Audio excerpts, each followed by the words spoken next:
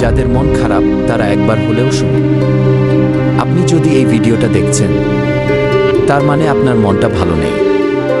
হয়তো কাউকে বলতে পারছেন না, কিন্তু ভেতরে ভেতরে অনেক কষ্ট জমে আছে।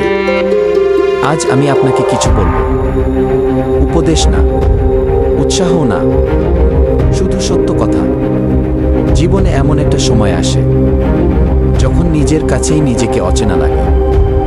হাসি আসে না, কিছু ভালো লাগে না, যা ছিল সব অর্থহীন মনে হয়।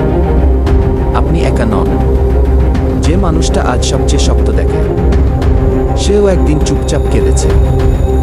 যে মানুষটা আজ সফল, সেও একসময় হাল ছেড়ে দিতে চেয়েছিল। আপনার মন খারাপ হওয়ার কারণটা হয়তো কেউ আপনাকে বুঝতে পারেনি, কেউ আপনাকে ছেড়ে গেছে, আপনি নিজের কাছেই হেরে যাচ্ছেন, অথবা অনেক চেষ্টা করেও ফল পাননি।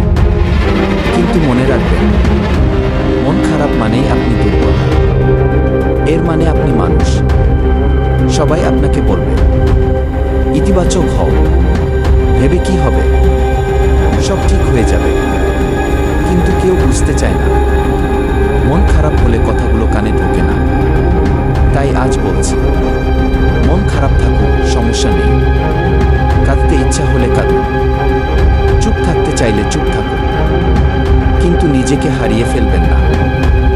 সবচেয়ে ভয়ঙ্কর সময়টা তখনই আসে যখন আপনি নিজেকে বলতে শুরু করেন, আমি আর পারবো না। কি এই একটা বাক্য অসংখ্য স্বপ্ন মেরে ফেলেছে। আপনি হয়তো ভাবছেন, আমি অনেক পিছিয়ে গেছি, আমার বয়স চলে যাচ্ছে, অন্যরা অনেক দূর এগিয়ে গেছে। কিন্তু জীবন কোনো দৌড় না। কারো সকাল আসে আগে, কারো রাতটা একটু লম্বা হয়। যদি আজ আপনার জীবন অন্ধকার মনে হয়, তার মানে আলো আসছে। কারণ আলো কখনো অন্ধকার ছাড়া জন্মায় না। একটু ভাবুন, আপনি কত কিছু স্বপ্ন করেছেন।